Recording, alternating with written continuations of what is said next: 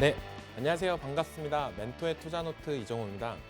오늘 정말 어떻게 보면 오늘 진짜 다들 오늘 장을 기대했었다라고 저는 생각이 들고 있는데, 마이크론 실적이 발표되면서 어떻게 보면 호실적이 나오면서 우리나라 삼성전자, SK하이닉스가 빨간불을 켜면서 전체 시장을 리딩했다라고 저는 생각이 들고 있습니다. 그만큼 오늘 시장 어떻게 보면 계속적인 하락 때문에 좀 마음이 편찮았던 분들이 되게 많았을 거다라고 생각이 들었는데, 그런 부분을 어떻게 보면 다 해소시키면서 좋은 시장으로 만들었다라고 생각이 들고 있습니다. 오늘 장 요약을 좀 자세하게 말씀을 드리면, 첫 번째로는 이 말을 꼭 해드리고 싶어요. 마이크론 호실적 발표. 이거는 다들 알다시피 어떻게 보면 마이크론이 6월에서 8월 달에 매출이나 이런 부분이 컨센서스를 상회하는 모습세가 나왔습니다. 전년 동기 매출도 93%가 증가하는 모습세, 이런 부분을 봤을 때 삼성전자, SK하이닉스도 실적을 기대해 볼 수 있다, 우리가 유추를 해볼 수 있으면서 이제 이때까지 어떻게 보면 모건 스탠리가 삼성전자 그리고 SK하이닉스에 대해서 매도 리포트를 안 좋게 냈다라고 하면 그런 부분을 어떻게 보면 해소시켜 주지 않았나. 너네가 잘못 본 거야. 우리는 실적이 탄탄할 거고 내년에도 더 좋아질 가능성이 있어. 그런 부분을 마이크론에서 좀 해소시켜 줬다라고 생각이 들고 있어요. 제일 중요했던 건 시장의 불안감이었다라고 저는 보고 있는데, 그런 부분을 마이크론이 해소를 시켜줬다. 그렇다라고 하면 반도체가 지금 올라가 주는 게 당연한 이치다라고 저는 생각이 들고 있고, 오늘 장에서 어떻게 보면 많이 반도체를 따라 샀던 분들도 많을 거다라고 저는 생각이 들고 있고, 항상 얘기했던 부분이 반도체 관련주들은 어떻게 보면 실적을 보고 들어가도 늦지 않다라고 했던 부분이, 오늘 어떻게 보면 SK 하이닉스는 시가보다 더 많이 올라갔던 모습에는 안 나왔지만, 그래도 어떻게 보면 중소형주 반도체 관련주들은 많이 올라줬다라고 여겨지고 있습니다.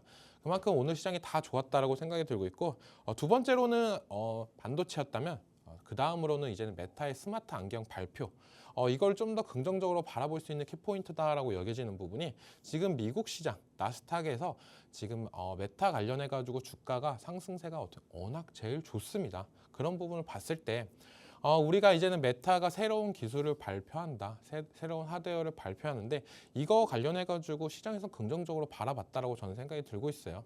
그렇기 때문에 어떻게 본다면 어떻게 보면 스마트폰 다음으로, 그 다음 우리가 스마트 안경에 또 좀 더 매력적으로 다가올 수 있는 부분이 생기지 않았나라고 생각이 들고 있고, 기존에 애플에서 나왔던 비전 프로보다 어떻게 보면 편의성이나 이런 부분이 증대되기 때문에 어떻게 보면 실사용자인 소비자들한테도 좀 더 만족되는 포인트가 되지 않았나라고 생각이 들고 있습니다. 가격대나 이런 부분도 좀 더 정확하게 나오고, 그런 부분이 좀 되면 안에 들어간 소프트웨어나 이런 부분이 획기적으로 좋다라고 느껴진다라고 하면, 저는 어떻게 보면 판매량이나 이런 부분이 많이 늘어날 수 있다라고 생각이 들고 있고, 오늘 장에서 좀 특이했던 부분이 저는 이겁니다.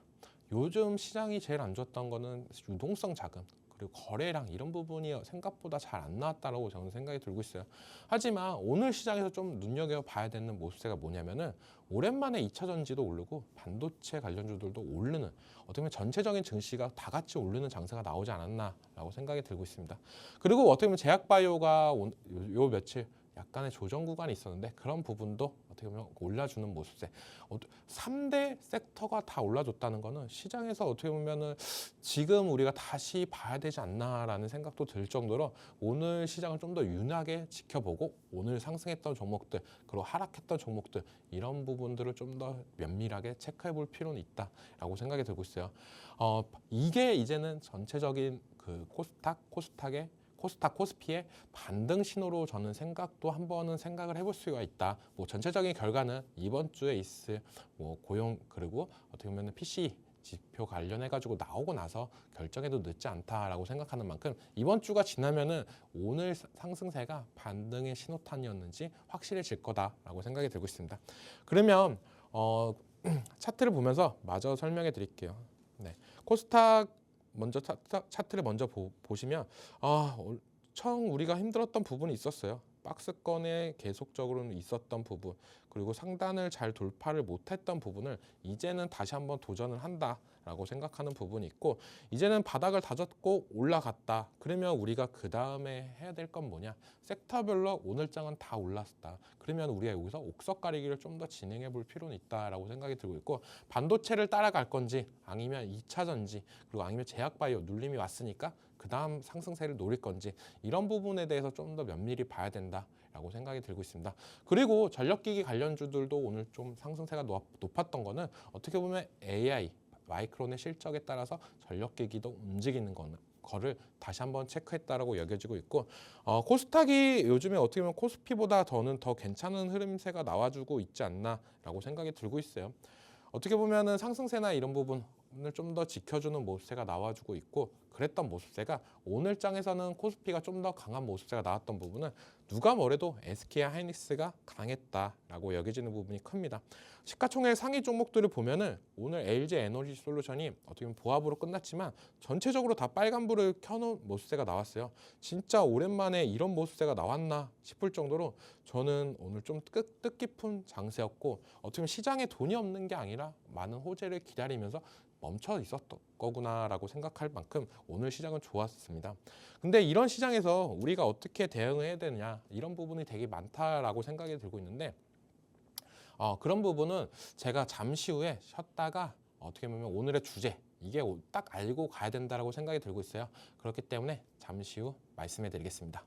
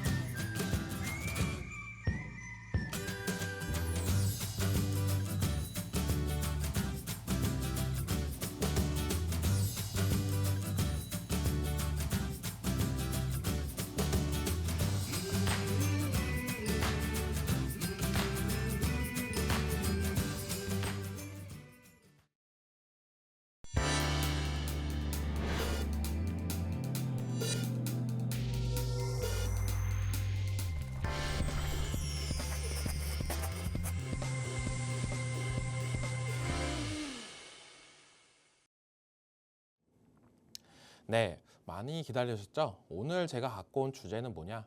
오늘 시장에서는 그렇게 핫하지는 못했어요. 왜냐? 반도체 관련 종목들이 워낙 강세를 보였기 때문에. 하지만 이거는 짚고 넘어가야 된다고 저는 생각이 들고 있습니다. 바로 밸류업 관련 종목 분석이 필요하다라고 생각이 들고 있어요.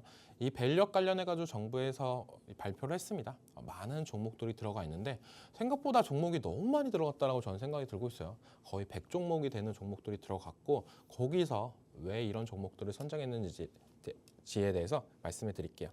먼저 밸류업 지수가 뭐냐? 코리아 밸류업 지수라고도 하고, 이거를 이제 100개의 종목이 합니다. 그리고 변경도 일어나요.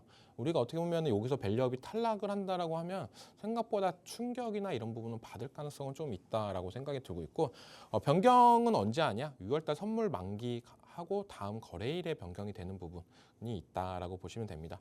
그리고 이런 종목을 선정했던 거, 밸류업에 선정을 했던 부분은 시장의 대표성, 그리고 수익성, 주주환원, 시장평가, 자본 효율성이 있다라고 보시면 됩니다. 그만큼 어떻게 보면 주주 친화 정책으로 다가오는 기업들, 정부에서 100종목을 찍었다라고 볼 수가 있는데, 많은 분들이 이걸 보시고 나서 어떻게 보면은 생각보다 좀 별로다. 이런 내가 들어가야 될 종목들이 안 들어갔네. 그리고 이런 의외의 종목들이 들어갔네. 이런 부분을 생각하셨던 분들이 되게 많을 거예요. 그렇기 때문에 밸류업 안에서도 옥석 가리기는 좀 필요하다라고 생각이 들고 있고, 그러면 밸류업 관련해 가지고 종목에 대해서 먼저 말씀해 드릴게요. 대표적으로 뭐 산업군으로 정보기술에 대해서 분류를 했는데, 여기는 거의 반도체, 그리고 중요한 게 뭐냐, 2차 전지 쪽으로 많이 들어갔다라고 여겨지고 있습니다. 그만큼 어떻게 보면 우리가 반도체 관련해 가지고 좋은 건 다 알고 있다. 근데 이런 종목들도 이제 밸류업 관련해 가지고 편입이 된다라고 하면 패시브 자금이나 이런 부분이 더 들어올 가능성도 있기 때문에 좀 더 긍정적으로 볼 수도 있다라고 여겨지는 부분이 있고, 제일 중요한 거는 많은 종목이 포진이 됐지만 그 중에서 어떤 종목의 비중을 많이 가장 실을 거냐 이런 부분이 제일 필요하다라고 보고 있고 그 부분도 좀 체크해 볼 필요는 있다라고 생각이 들고 있어요. 그 다음으로는 산업재 구간 이쪽에서는 뭐 다들 보다시피 방산 쪽 그리고 기계 쪽 이런 부분이 되게 많았다라고 생각이 들고 있고 전체적으로 어떻게 보면은 산업 전반적으로 골고루 분포됐던 부분이 되게 의미 있게 다왔다라고 여겨지고 있습니다. 여기서 저는 좀 의미 있게 봤던 부분은 어떻게 보면 HD 현대일렉트릭 이 종목만 들어갔던 부분이 좀 눈여겨볼 수 있는 부분이 있는 부분이고 이런 부분이 체크를 해봤을 때 우리가 어떻게 봐야 되냐면 전력기기 3대장 중에 이 종목이 오늘도 상승세가 제일 좋았던 부분은 그런 부분은 밸류업으로 편입이 돼서 좀 더 오르지 않았나라고 생각하는 부분이 크다라고 여겨지고 있습니다. 그 다음으로는 이제 헬스케어 쪽, 자율소비재 쪽 이쪽에서도 많은 밸류업 종목들이 들어갔었는데 생각보다 저는 의외였던 종목들도 되게 많았어요. 의외였던 종목들이 뭐냐면은 잘 가고 있는 종목들은 어떻게 보면 들어갈 만도 하다라고 생각을 했는데 바닥권에 있는 종목들도 밸류업에 편입이 되면서 어떻게 보면 오늘장에서도 상승세를 나타내주면서 아직 나 죽지 않았어 이런 느낌을 받았다라고 여겨지고 있고 그런 부분이 전체적으로 좋았다. 그리고 자율소비재 쪽에서는 밸류업 공시를 나왔던 현대차 이거는 어떻게 보면은 다들 밸류업 관련해가지고는 현대차를 잘 유망하게 보고 있는 부분도 많다라고 여겨지고 있어요. 그런 부분이 어떻게 보면 시장을 봤을 때 이 어떻게 예상했던 부분들 그런 종목들은 오늘장에서 상승세가 그렇게 크지 않았는데 그래도 의외였던 종목들은 많이 올랐다. 라고 여겨지고 있고 금융 부동산 쪽에서는 어떻게 보면 탈락했던 종목들이 되게 많았다라고 여겨지는 부분이 KB금융지주나 이런 부분이 안 들어갔습니다. 네, 그런 부분이 어떻게 보면 많은 분들이 기대를 했었다라고 저는 생각이 들고 있는데 그런 부분이 안 들어갔던 게 조금 의아했던 부분이 있고 그러면 그런 수급들이 이제 신한지주로 들어가는 거 아니야? 라고 생각하면서 외국인과 기관들이 어느 정도 투자를 해줬던 모습세 가 눈여겨봤다. 그리고 소재 쪽에서는 다들 알다시피 뭐 어떻게 보면 2차 전지, 반도체 관련 종목들이 대거 다수했던 부분. 어떻게 보면 우리가 밸류업 관련해가지고 기대했던 부분이 어떤 거였냐면 자동차, 금융 이쪽을 대표적으로 많이 얘기를 했었어요. 하지만 막상 선정이 되고 나서 느꼈던 거는 반도체 관련 기업들이 엄청 많네. 2차 전지 관련 기업들이 엄청 많네. 그러면 기존에 있던 거랑 그렇게 큰 차이는 없나? 라는 의문점도 되게 많이 들었다라고 생각이 들고 있고 그렇기 때문에 밸류업 관련해가지고는 약간의 옥석 가리기는 저는 필요하다라고 생각이 들고 있습니다. 그리고 그 다음으로는 필수 소비재 그리고 커뮤니케이션 서비스 그리고 에너지 저는 이게 제일 의아했던 부분이에요.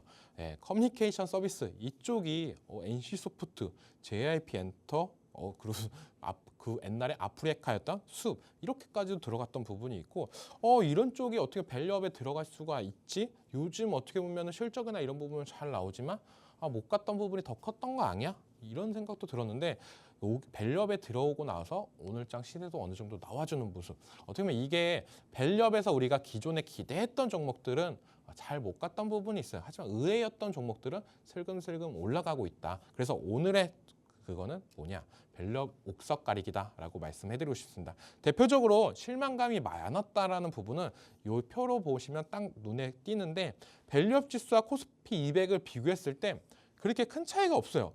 이게 밸류업이 맞아? 이럴 거면 차라리 코스피 200을 사는 게 낫지 않나? 라고 생각할 정도로 저는 좀 아이러니했다라고 생각이 들고 있고 제일 중요했던 거는 어떻게 보면 배당 수익률 이런 부분이 어떻게 좀 더 컸냐? 그것도 아니다. 배당 성향이 그나마 높았던 부분, 그리고 ROE 이쪽이 좀 더 눈여겨봤던 부분으로 봐야 되지 않나라고 생각이 들고 있고 이거는 뭐 일본이 먼저 밸류업 관련해가지고 했던 부분이었기 때문에 일본은 밸류업 관련 지수를 시총 상위 종목들을 좀 뺐던 부분이 있어요. 1등, 2등을. 근데 우리나라 밸류업 지수는 약간 삼성전자랑 SK하이닉스를 들어가면서 어떻게 보면 밸류업 지수 관련해가지고 좀 더 무거워지는 모습세가 좀 생기지 않았나라고 생각이 들고 있고 만약 삼성전자, SK하이닉스가 없는데 거기서 다른 반도체 관련주를 먼저 올렸다라면 그게 좀 더 시장에서 부각이 되면서 올라갈 가능성이 있었는데 그게 좀 아쉬운 부분이다라고 생각이 들고 있습니다. 그러면 제가 밸류업 관련주 해가지고 밸류업에 들어간 종목들의 옥석 가리기가 필요하다고 했잖아요. 저는 여기서 키포인트를 뭘로 잡았냐면 남들이 다 알고 있던 밸류업 관련주다 라고 본다면 저는 그건 아니다라고 생각이 들고 있어요. 그렇기 때문에 의외의 기업들, 이런 기업들이 들어갔냐? 그러면 여기서 우리가 좀 더 지켜봐야 된다. 우리가 이때까지 놓쳤던 종목들, 어떻게 보면 안 좋다라고 했던 종목들이 이 밸류업에 들어가서 어떻게 보면 다시 한번 시세를 올라가고 주가도 올라갈 여력이 만들어졌다라고 생각하는 만큼 이쪽에 대해서 좀 더 말씀해 드리겠습니다. 첫 번째로는 뭐 NC소프트, 이 종목이 저는 제일 의외의 기업 1등이었다라고 먼저 말씀해 드리고 싶어요. 정말 어떻게 보면 많은 분들이 NC소프트 관련해 가지고는 이제 끝난 거 아니야 이렇게 생각을 하셨던 분들도 많을 거다라고 생각하는데, 이게 밸류업에 들어오면서 어떻게 보면 차트를 다시 보면은 바닥을 다지고 올라가는 거 아니야? 라는 생각이 들면서 그런 부분이 있었다라고 생각이 들고 있습니다. 그럼 차트를 보고 좀 말씀해 드릴게요. NC소프트라는 종목은 다들 알다시피 리니지가 대표 종목입니다. 네, 이 종목인데 밸류업에 들어왔다라고 하고 차트를 다시 보는 순간 이제 바닥을 다지고 올라가는 거 아니야? 라는 생각이 들고, 오늘 장에서 또 올라가주는 모습도 나왔어요. 물론 어제 장에서도 NC소프트가 어느 정도 상승세가 나왔던 거, 이런 부분이 약간 의외의 기업들이 편입이 되면서 올라줬다라고 생각하는 부분이 키포인트고, 아직까지도 NC소프트는 넘어야 될 산이 많아요. 뭐냐? 자기 자신과의 싸움이다라고 저는 말씀을 해드리고 싶은데, 기존에 너무 강력했던 리니지, 이거를 자체적으로 더 좋은 게임을 만들어서 이겨야 주가도 더 큰 상승세가 나올 가능성이 있다라고 생각하는데, 그 부분을 이기기가 막상 쉽지 않다라고 생각이 들고 있고, 100만 원까지 갔던 주가는 이제 불과 3년, 4년 만에 이제는 거의 5분의 1이, 4분의 1이 그 정도까지도 많이 떨어졌던 모습세가 나오면서 많은 충격을 많이 줬다. 그렇기 때문에 이 종목을 이제는 바닥권에서 사야 되냐라고 본다라면 저는 아직까지도 조금 좀 별로다라고 말씀해드리고 싶어요. 밸류업에 들어갔고 이제 차트도 좀 이뻐지는 거다라고 생각을 하겠지만, 이 종목을 중장기로 들어갈 거냐라고 본다라면 저는 아직까지도 조금 마음이 편치 않다. 물론 뭐 손절 자리를 잡고 들어가서 수익은 볼 수 있겠지만, 이 종목을 어떻게 보면 중장기 계속적으로 봐야 되냐라고 본다면 리니지부터 먼저 이겨야 된다. 그런 부분이 게임이 나오고 나서 들어가도 저는 늦지 않다라고 봐요. 왜냐면 이때까지 너무 기대를 많이 못 받았는데 그걸 다 못했다. 그런 부분이 있기 때문에 NC는 그냥 게임 출시가 좋은 거 나오고 나서 구글 스토어나 애플 스토어에서 순위 보고 나서 그때 들어가도 저는 안 늦었다. 왜냐? 게임이 정말 잘 만들고 리니지 이상의 대작이 나온다면 주가는 다시 한번 과거의 영광처럼 우상향하면서 올라갈 가능성이 많다. 지금 자리는 좀 지켜보자. 밸류 관련해서 의아했지만 이런 종목들은 조금 놓쳐보자라고 말씀해드리고 싶고, 그 다음으로는 뭐 말씀해드리면은 JRP, 그리고 SM, 그리고 숲, 그리고 덴티움이 있습니다. 이 종목도 어떻게 보면 차트를 보면서 전체적으로 다 같이 말씀해드릴게요. 네, 그 다음으로는 JRP라는 종목인데, 네, 이 종목도 어떻게 보면 NC랑 되게 비슷한 흐름이 나왔다라고 저는 생각이 들고 있어요. 많이 올라갔습니다. 23년도 때랑 지금이랑 비교를 해보면 주가 가격이 14만 원대였던 게 어떻게 보면 지금 4만 원대가 됐어요. 네, 엄청난 하락이죠. 네, 그렇다고 해서 기업 분석이나 이런 부분을 봤을 때 저때 실적이나 지금 실적이나 비교를 해보면 그렇게 별반 차이가 크지 않습니다. 네, 주가는 거의 반토막 이하로 떨어졌는데 실적, 영업이익이나 이런 부분은 그렇게 많이 떨어진 모습들도 아닌데 왜 이렇게 됐냐? 어떻게 보면은 요즘의 엔터 흐름이 당연하게 흘러가고 있지 않나라고 생각이 들고 있는 부분이 크고, 그리고 계속된 악재나 이런 피로감, 불안감이 시장에 녹아져 있다라고 여겨지고 있습니다.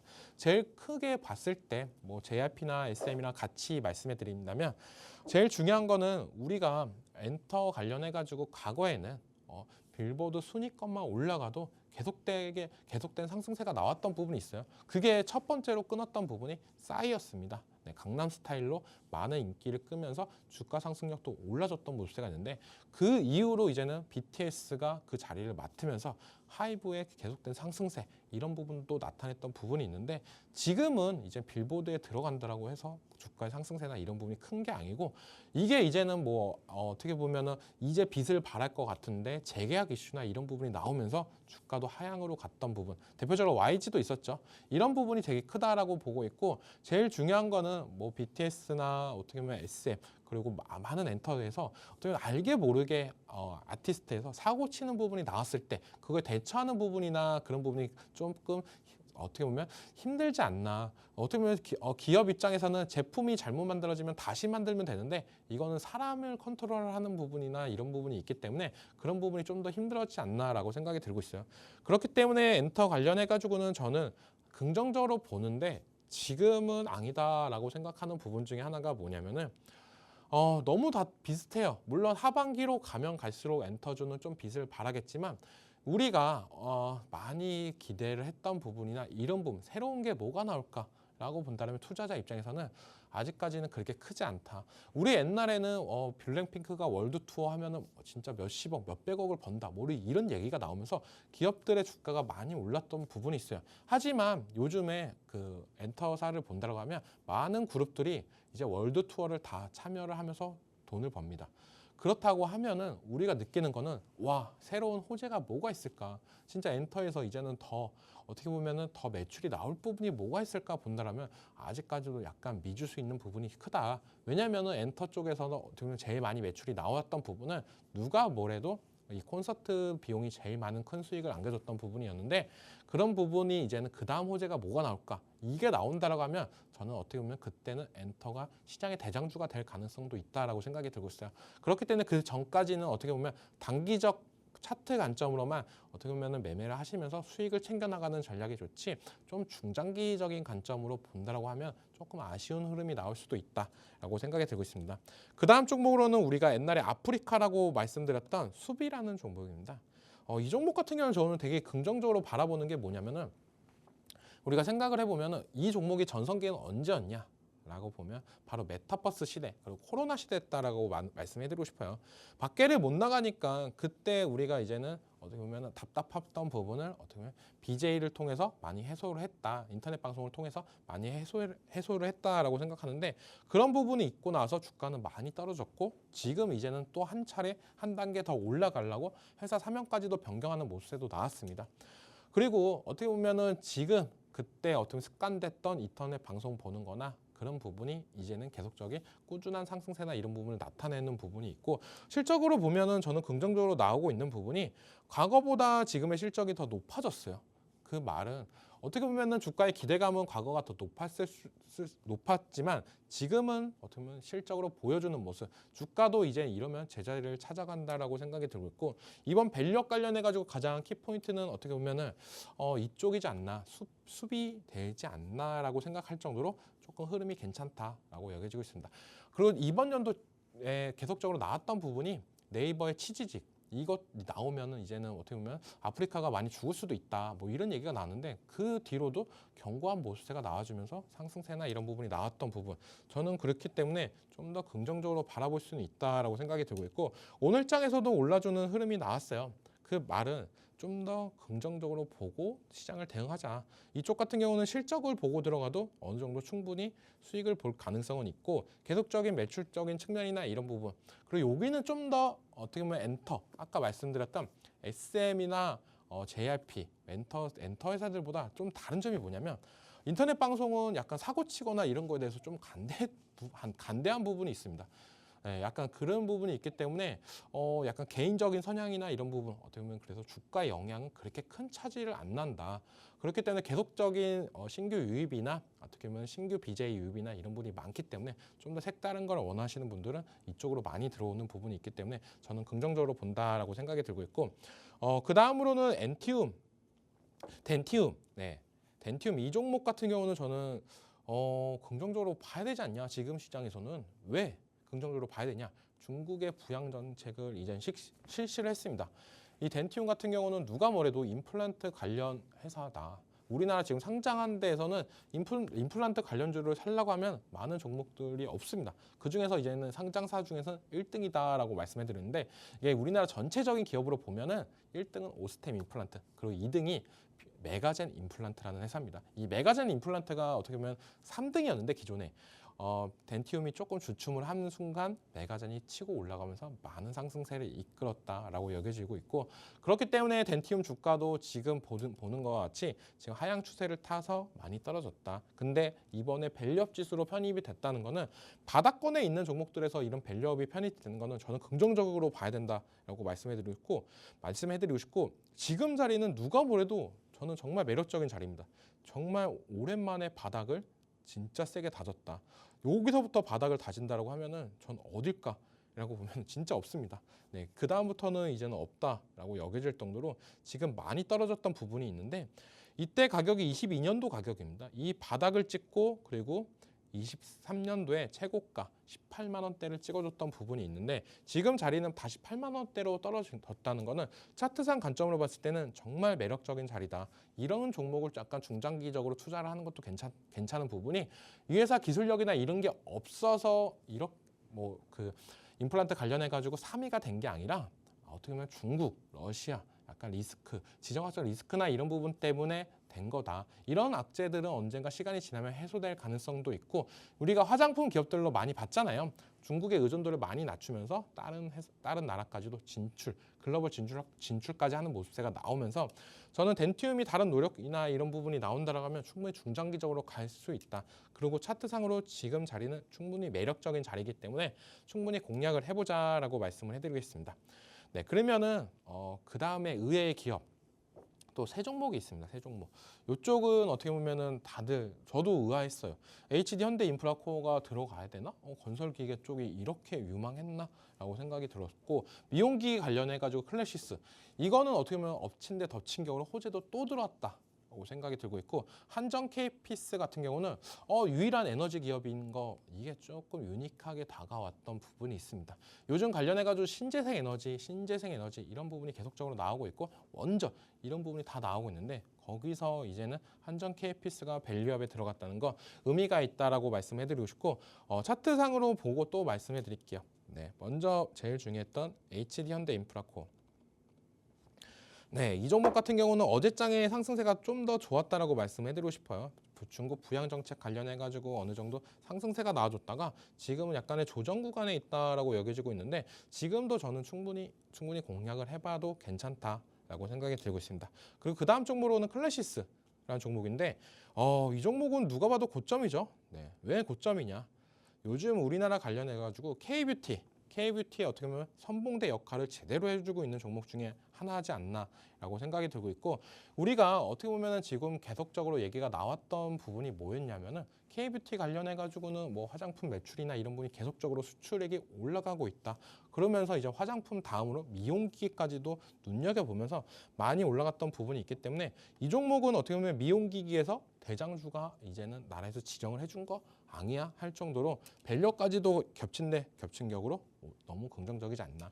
근데 이 종목의 단점이 뭐냐라고 본다면 저는 생각보다 시총이 높다라는 거예요. 네, 물론 좋은 회사인데 매출액이나 이런 부분을 봤을 때는 시가총액이 3조 4천억입니다. 네, 그렇다고 해서 본다라고 하면 기대감은 영업이익이나 매출액은 생각보다 약간 더딘 부분이 있어요. 그런 부분을 어느 정도 이제는 이번 연도를 떠나 내년에 그런 모습을 보여준다라고 하면 더욱더 확장될 가능성도 있다라고 여겨지는 게 미용기기 관련해 가지고는 어떻게 보면 처음 이 제품을 사용하면 거기에 들어간 소모품이나 이런 부분을 계속적으로 교체를 해줘야 되는 부분 이쪽에서 더 매출액이 커지는 부분이 있기 때문에 영업이익이 커지는 부분이 있기 때문에 지금은 어떻게 보면 확장되는 추세가 더욱더 긍정적이다. 그렇기 때문에 어떻게 보면 매출액이나 영업이익이 이런 건 없어도 조금 시총에 대비해서 조금 낮은 부분이 있어도 나중에 대한 기대감은 살아있다라고 생각이 들고 있습니다. 지금 자리에서는 저는 충분히 공략을 해도 괜찮지 않을까라고 말씀해드리는 게 제가 고가권 종목들을 계속적으로 얘기할 때 나오는 단어가 뭐냐면은 거래량이 터졌어 안 터졌어 이겁니다. 네, 지금 고가권에 있는데 거래량은 안 터졌어요. 네, 거래량이 안 터졌다. 이 말은 다시 한 번 더 올라갈 가능성이 높다라고 생각하는 부분이 큰데 그런 부분이 뭐냐면은 한 번에 더 올라갈 수 있는 부분 요때랑 비슷하게 흘러간다고 생각이 들고 있어요. 한 번에 대량 거래량 이후 조정 구간에 있었습니다. 기간 조정이. 근데 이때 거래량이 터져줬나요? 안 나왔어요. 그리고 나서 다시 한번 거래량이 나와줄 때 상승했던 부분 이런 부분을 기다리고 하면서 노리면서 들어가는 고가권의 전략 종목이 저는 매력적이다라고 생각이 들고 있고 이제는 밸류까지도 이제는 편입이 된 모습세가 있기 때문에 이제는 조금 담아보자라고 말씀해드리고 싶어요. 물론 다른 화장품 관련주들 많다라고 보는데 그 중에서 나는 어떻게 보면은 좀 더 안정성 있고 주주 친화 정책이 강화될 것 같은 기업들 이런 부분을 원하신다고 하면 클래시스가 대안이 될 가능성은 있다라고 생각이 들고 있고 그 다음에는 아까도 말했지만 에너지 기업 한정 K피스. 네, 이 종목 같은 경우는 진짜 좀 의외인 부분이 뭐냐면은 원전 관련해 가지고 발표 나오고 나서 정말 큰 상승세가 나와 주려고 하다가 꼬꾸라졌죠. 네, 바로 이날입니다. 7월 18일. 이때 좀 어떻게 보면 안타깝다라고 생각했는데 그 부분은 시장에서는 어떻게 보면 이제 천천히 갈 거야 우리는. 고점을 어느 정도 한 번은 터치를 해줬지만 우리는 천천히 갈 거야 하면서 올라가주는 모습세. 지금이 어떻게 보면 주주 입장에서는 진입을 해도 더 좋지 않나라고 생각이 들고 있어요. 물론 이 회사를 본다라고 하면은 실적이나 이런 부분도 계속적으로 증가되는 부분이 있고, 네, 제일 중요한 거는 발전사비 관련해 가지고는 다양한 사업, 화력, 원자력, 그리고 송변전, 대외, 해외 관련 이런 부분까지도 다 하는 부분이 있고 신재생도 포함입니다. 그렇기 때문에 우리나라 에너지 관련해 가지고 최우선 기업이 어떻게 보면 되지 않았나. 저는 이거를 중장기를 투자하시는 분들은 어떻게 보면 한전산업이나 이런 것보다는 저는 한전 KPS가 좀 더 낫다라고 여겨지고 있고, 좀 장기적으로 들고 가면은 좀 빚을 발하지 않을까. 지금 주가 차트를 본다면 깜짝 놀라셨을 거예요. 과거 차트를 보시면. 네, 이 회사 같은 경우는 진짜 어떻게 보면 큰 박스권 안에서 놀고 있는 종목 중에 하나다. 네. 이때랑 지금이랑 많이 달라졌다고 저는 생각하는 부분이 전기의 사용량은 계속적으로 늘어나고 있어요. 네, 발전소도 계속적으로 건설을 하려고 있는 부분이 나오고 풍력단지, 태양광 단지 이런 부분도 늘어나고 있는 부분이 있습니다. 하지만 제일 중요한 게 뭐냐? 전기값이 많이 안 올라가는 부분, 이런 부분이 어떻게 보면은 한전이 들어가 있는 종목들의 단점이지 않았나라고 생각하는데, 그런 부분도 이제는 슬슬 올라갈 거다라고 생각이 들고 있는 부분이, 물가는 너무 많이 오르는데 어떻게 보면 적자나 이런 부분을 한국전력에서 다 끌어안고 갈 수 있는 부분이 아니기 때문에 언젠가는 전기값이 오르고 정상화가 된다라면 이런 기업들도 올라갈 가능성이 있기 때문에 저는 지금 관점에서 충분히 투자해 볼 만하다라고 여겨지고 있고, 42,800원 오늘 종가를 마감했는데 이 42,000원 이하인 가격대 충분히 매력적인 부분이고, 지금 보면은 이 박스권에 약간 갇혀 있다라고 생각이 드는 부분이 있어요. 누군가는 이 박스권을 돌파를 하기가 힘들 거다라고 생각하면서 원전 발표하고 나서, 체코 원전이 발표하고 나서 꼬꾸라졌던 모습세가 나왔지만, 저는 다시 한번 이렇게 천천히 올라간다라고 하면 이 종목도 꾸준히 우상향 될 가능성은 있다. 그렇기 때문에 밸류업에 편입한 김에 조금 더 지켜보자 라고 말씀해드리고 싶고, 그 다음으로 말씀해드릴 종목은, 네, 이젠 세 종목 정도가 남았어요. 네, 다들 궁금하실 종목이다라고 말씀해드리고 싶은데, 네, 힐라홀딩스. 네, 이건 정말 저도 의외였어요. 진짜 의외였습니다. 네, 그 다음에 골프존. 네, 그 다음에 케이카. 이런 종목들까지도 밸류업이 된다고? 밸류업의 기준이 뭘까?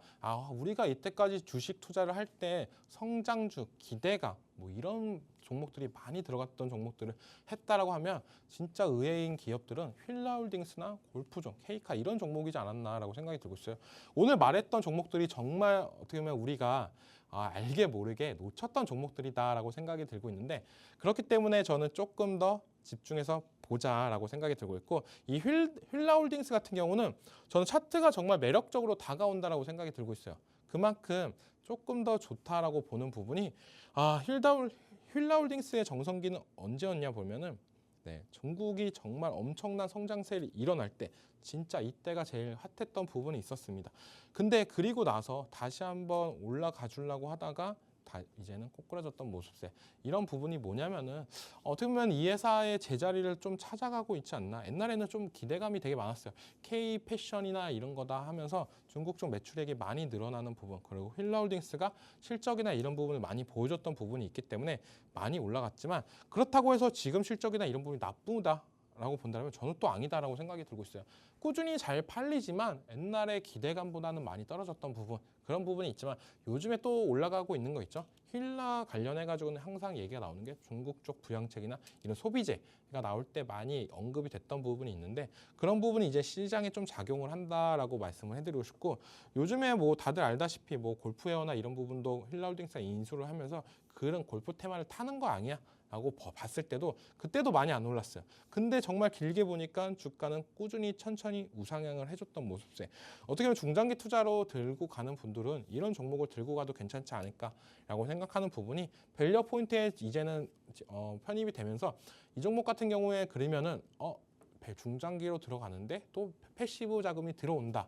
그러면은 어떻게 보면 나도 걸어가고 있는데 같이 걸어갈 동료가 한 명 더 생겼다라고 생각이 들고 있어요. 그래서 이런 중장기적인 종목들은 어떻게 보면 저는 패시브 자금이 들어가는 게 저는 정말 좋다라고 생각이 들고 있고, 단기적인 종목들은 패시브 자금이 들어온다고 해서 이게 또 계속적으로 올라가냐?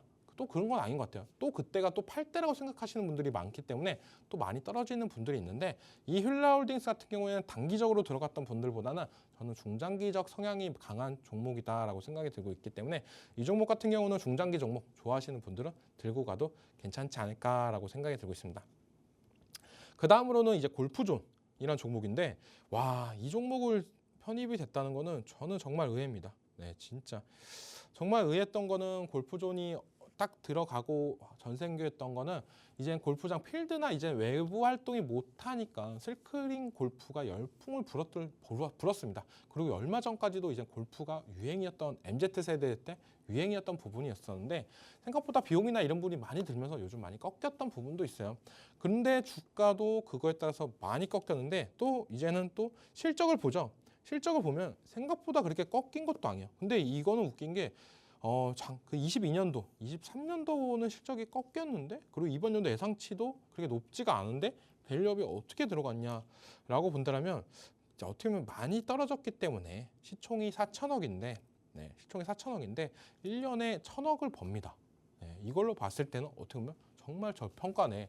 골프존이라는 이름만 달고 봤을 때는 생각보다 우리가 생각보다 별로다라고 하는데 돈은 정말 많이 법니다. 시총을 떠나서 어떻게 보면 기업 입장에서는 정말 괜찮은 거고, 중장기적 투자자 갑장에서는 이 종목은 완전 진짜 저평가된 종목이지 않나라고 보여지는 부분이, PBR이나 이런 부분도 정말 낮은 부분이 나오고 있죠. 네.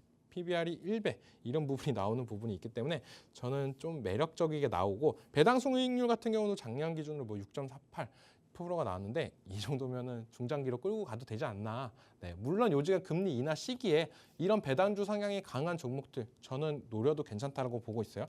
하지만 배당을 받고 나서 주가 흐름이 많이 꺾일 수도 있다. 배당을 보고 들어간 종목들은 배당을 받고 나서 꺾이는 부분도 있기 때문에, 그렇기 때문에 저는 배당 받고 바로 파는 전략보다는 좀 더 상반기까지 지켜보자라고 말씀해드리는 게, 실적은 계속적으로 좋아지고 이게 이제 해외 진출이나 이런 부분이 더욱더 확산이 더 돼야 된다고 생각이 들고 있어요. 그런 부분이 어떻게 보면은 과거에는 기대감으로 차면서 진출 얘기만 나와도 많이 올랐던 부분이 있는데, 그런 부분이 이제 안정화가 되고 매출액적으로 더욱더 올라간다면 시총 4천억대, 그리고 1년에 영업이익 1,000억, 그리고 배당 수익률은 6%대, 이거는 정말 괜찮은 기업이다. 하지만 우리가 골프존 약간 이런 것 때문에 지금 주가가 못 가고 기대를 못 받는다라고 여겨지는 부분이기 때문에 다시 한번 생각해 보면 정말 괜찮은 회사다라고 말씀해드리고 싶습니다. 그 다음으로는 이제 K카.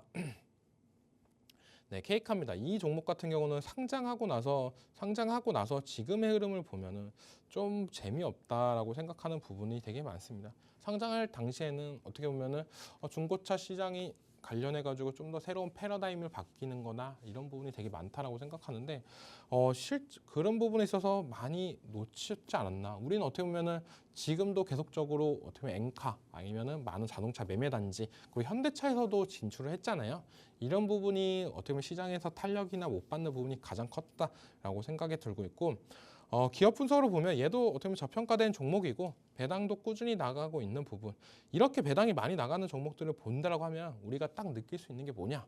네, 시총은 그렇게 크지 않아요. 그렇다고 이게 익사이팅하게 주가가 올라가지도 않습니다. 하지만 그렇다면 우리가 해야 될 건 뭐냐? 배당을 많이 뿌려서 어떻게 보면 돈이라도 많이 벌자라는 게 대주주 입장이 될 수도 있습니다. 대주주 지분을 보면은 어마어마하게 높아요. 네, 거의 70%가 넘는 부분이 나오고 있고, 그 다음에 국민연금도 5%대까지도 많이 샀던 부분, 이런 부분이 있기 때문에 저는 어떻게 보면 유통 물량이나 이런 부분이 많이 없습니다. 이런 종목은 어떻게 보면 미래의 기대감이 되면 더욱더 올라가겠지만, 이 중고차 관련해 가지고 미래의 기대감이 나올 게 뭐가 있냐라고 본다면 또 없어요. 그렇기 때문에 배당 관련주로 우리가 그냥 꾸준히 봐야 된다라고 생각이 드는 부분. 지금 밸류업 관련해 가지고 얘기하는 부분이 딱 뭐냐면은, 제가 의외했던 종목들, 이런 종목들도 배당이 많이 주는구나라고 생각을 해야 돼요. 이제 곧 있으면은 더 추워집니다. 우리가 추워질 때 배당주를 찾으면 늦었다라고 하잖아요. 얼마 전까지 더웠는데 이제 가을, 쌀쌀한 가을이 왔어요. 이럴 때 우리는 이제는 배당주의 매력을 찾고 들어가야 된다. 여기서 어떻게 보면 주가 상승력이나 이런 부분이 더 올라가면 좋겠지만 밸류까지도 덧친 이 부분이 있기 때문에 주가 상승력도 기대해 보면서 노려보자라고 말씀해 드리겠습니다. 네, 배당 수익률도 높고 기업 그러면은 실적이나 이런 부분을 봤을 때 네, 실적은 시총은 6천억대. 네. 근데 영업이익은 700억대. 아까 골프존이랑 비교해 봤을 때 저는 골프존이 더 낫다라고 생각하시는 분들도 있겠지만 케이카의 장점은 뭐냐면은 매출액이 어마어마해요. 네. 매출액 대비 어떻게 보면 영업이익이 크지 않는 부분이 있지만 이런 부분이 어떻게 보면 원가 개선이나 이런 부분이 조금 타이트하게 진행되면 이 영업이익은 확 늘어날 가능성도 있습니다. 그렇기 때문에 좀 더 기대해 볼 수 있는 부분이 시가총액을 더 올리지 않았나라고 생각이 들고 있습니다. 그럼 전체적으로 오늘 밸류 관련해 가지고 제가 10종목에 대해서 말씀해 드렸는데요. 그럼 다들 궁금하실 게 되게 많을 거다라고 저는 생각이 들고 있어요. 네, 여기서 그러면은 이정호 멘토가 생각하는 탑픽 종목이 뭐냐라고 생각하시는 분들이 되게 많을 거다라고 생각하는데 그런 분들은 자세하게 공략을 하시는 분들은 카메라 여시고 QR코드로 입장을 하신다면 보다 자세하게 말씀해 드릴 거다라고 말씀해 드리겠습니다. 그러면 잠시 후에 쉬었다가 제가 그러면은 이 탑픽 종목에 대해서 자세하게 말씀해 드리겠습니다.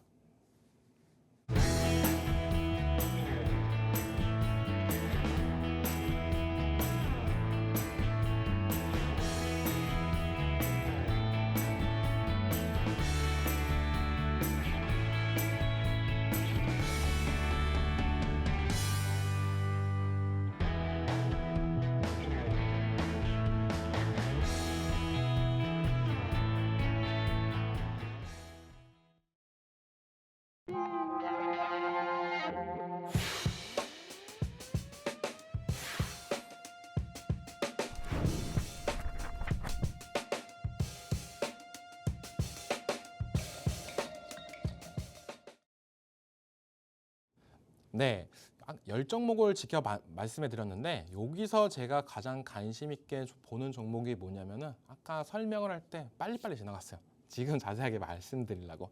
네, 바로 HD 현대 인프라코어입니다. 네, HD 현대그룹이라고 하면 요즘에 주가 상승세 진짜 너무 좋죠. HD 현대일렉트릭, HD 한국조선해양 진짜 어마어마하게 올라가주는 모습이 나오고 있습니다. 거의 그룹 차원으로도 너무 대박이다라고 여겨지고 있는데 이 HD 현대 인프라코어는 어떻게 보면 주가나 이런 부분을 좀 이따가 자세하게 말씀해 드리겠지만 그렇게 큰 상승세는 못 나오고 있어요. 가장 큰 거는 건설기계 를 만들고 있는 부분인데 제일 중요한 거 뭐냐? 이 건설 경기라는 거는 어떻게 보면은 인프라 투자나 이런 분이 많이 들어간다라고 볼 수가 있는데 지금 중국이 많이 희청이면서 이 건설 기계 수요나 이런 분이 많이 줄었다라고 생각이 들고 있고 우리나라도 어떻게 보면 금리 인상기에 이렇게 과도한 인프라 투자나 이런 부분을 할 수 없는 부분이 많습니다. 그리고 그런 부분이 있기 때문에 저 같은 경우는 어떻게 보면 지금은 건설 기계가 좀 힘든 부분이 나오지 않았나라고 생각이 들고 있어요. 하지만 이 회사가 이 건설 기계만 한다라고 하면 저는 좀 매력 포인트는 떨어졌을 거다라고 생각하는 부분이 이제 수소 엔진까지도 공개했어요. 대형 수소 엔진까지도 공개했던 부분이 있고 이게 2025년 하반기에 양산 계획이 있습니다. 이 수소 엔진을 왜 계속적으로 개발을 하고 하는 이유가 제가 생각했을 때는 충전소가 되게 힘들다라고 많이 말씀을 하잖아요. 근데 이 대형차, 그러니까 대형 트럭 이런 부분을 한번 기름을 넣으면은 좀 장기간으로 갈 수 있는 부분이 있습니다. 물론 그 탱크가 워낙 크기 때문에 연비가 그렇게 많이 안 좋아요. 근데 이런 부분을 수소로 만약에 수소 엔진으로 대처를 한다면 우리가 중간에 거점만 만들어 놓으면 된다는 거예요. 네. 그리고 어떻게 보면 화물 기사님 같은 경우에는 장시간 운전을 하기 때문에 이 수소를 충전하는 시간도 어떻게 보면 힐링을 할 수 있는 시간도 되기 때문에 이런 거점만 계속적으로 만들어 놓고 대형 차량만 해도 이 수소 엔진은 충분히 가능성은 있다라고 생각을 하면서 많은 기업들이 투자를 많이 한다라고 보고 있고 이런 부분이 잘 되면은 어떻게 보면은 미국 쪽으로도 진출이 가능성이 더 커진다라고 저는 생각이 들고 있어요. 미국을 우리가 이렇게 얘기도 많이 하죠. 트래커의 나라다. 네, 미국이란 나라는 어떻게 화물 운송이나 이런 부분이 거의 하루 24시간 동안 움직여야 갈 수 있는 부분도 되게 큽니다. 그런 부분이 있기 때문에 미국 같은 경우에 수소 엔진이나 이런 부분이 더욱더 상용화될 가능성이 있기 때문에 현대인프라코어 건설기계만 본다고 하면 조금 더 매력 포인트가 줄겠지만 수소 엔진까지 하는 거는 더욱더 올라갈 수 있다라고 여겨지고 있고 세 번째로는 중국 부양책에 따른 경기 활성화 수혜 예상. 네, 밸류업도 있고 이제는 또 뭐가 있냐? 중국 부양책도 있다. 오, 그러면은 괜찮은 거 아니야? 물론 반도체였으면 진짜 오늘장에서 금상첨화였겠지만 네, 그런 부분까지는 아니었다. 하지만 중국 부양책도 오늘장에서 조금 약한 모습세가 나왔지만 장기적으로 본다면 이 중국에서 부양하는 부분이 워낙 금액이 큰 부분이나 이기 때문에 단기간에 올라가는 건 아니다. 하지만 기대감도 어느 정도 있고 이런 부분이 차츰차츰 좋아지는 모습세가 나온다라고 하면 저는 건설기계가 다시 한번 올라갈 수 있다라고 여겨지는 만큼 이쪽을 좀 봐야 된다라고 생각이 들고 있고 그 다음 키포인트는 뭐냐? 러시아, 우크라이나 재건 관련 기대감. 어떻게 보면 트럼프가 지지율이 높을 때는 이쪽이 많이 올라가졌던 모습세가 나왔어요. 근데 제가 이 곰곰이 생각을 해봤을 때 해리스가 만약에 당선이 되고 그러면 전쟁이 안 끝날까? 이거는 또 아니다라고 보고 있습니다. 계속된 러시아나 우크라이나 다 필요하다라고 느끼고 있고 이제는 슬슬 끝날 때가 되지 않았나라고 보여지는 만큼 이제는 재건 관련주도 조금 더 지켜보자. 지금 트럼프 관련해가지고 한 차례 상승세가 불고 나서 지금 다시 한번 바닥권을 다지고 있지만 지금 자리에서는 이제는 이런 종목들을 지켜본다고 하면 충분히 수익 볼 수 있는 구간이 나올지 않았나라고 생각이 들고 있어요. 그러면 차트를 보면서 좀 더 자세하게 말씀해 드리겠습니다. 네. HD 현대인프라코어. 네, 보면 어제장에서 어떻게 보면 중국 부양책 관련해가지고 한 차례 상승세가 나와줬고 그거를 이제는 오늘장에서는 약간 보합권으로 끝내줬던 모습세가 나왔습니다. 네, 차트를 보면은 이때가 어떻게 보면 건설기계가 가장 전성기였다라고 생각이 들고 있는데 이때 올라가고 나서 8월달 충격 이후로 회복을 못하고 있어요. 네. 그 말은 트럼프 지지율도 그렇게 좋지도 않고 굳이 이 종목을 매수를 해야 되냐 말아야 되냐 이 종목 올라갈 때 보니까 생각보다 무겁네. 그럼 다른 종목, 다른 재건 관련주를 갈아타자 하면서 그런 종목들이 더 올라갔지. 이젠 이 종목이 좀 더 빛을 발할 수 있는 부분은 수소 엔진까지도 포함된 부분, 새로운 신사업을 한다는 기대감 이런 부분까지도 겹쳤다.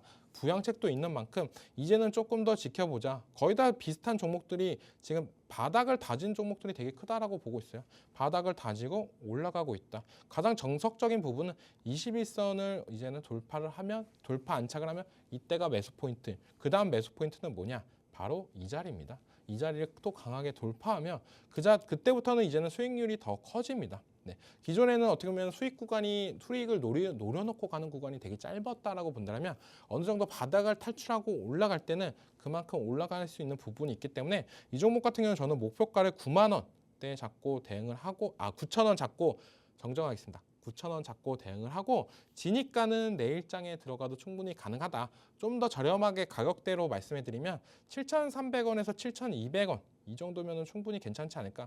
갭상승했던 부분을 한 번 정도는 조금 더 노려주는 부분, 그쪽을 메꿔주는 부분, 그 부분을 체크해서 들어가는 전략이 괜찮고 손절가는 기존에 나왔다라고 생각이 들고 있어요. 손절가는 6,400원 이 자리를 이탈을 하면 손절을 하자라고 말씀해드리면서 오늘의 멘토의 투자 노트 마칠 건데요. 오늘 정말 힘든 시장이 이제는 끝났다라고 생각이 들고 있어요. 오늘장 이후로 이제는 시장이 좀 더 나아질 수 있다라는 기대감도 많이 있는 만큼 이제 투자자분들 어떻게 보면은 내가 이제는 투자를 해야 되냐 말아야 되냐 이런 고민을 하셨던 분들이 많을 거라고 생각하는데 이제는 본격적으로 해도 괜찮지 않을까라고 말씀해드리겠습니다. 그러면 여기서 인사드리겠습니다. 수고하셨습니다.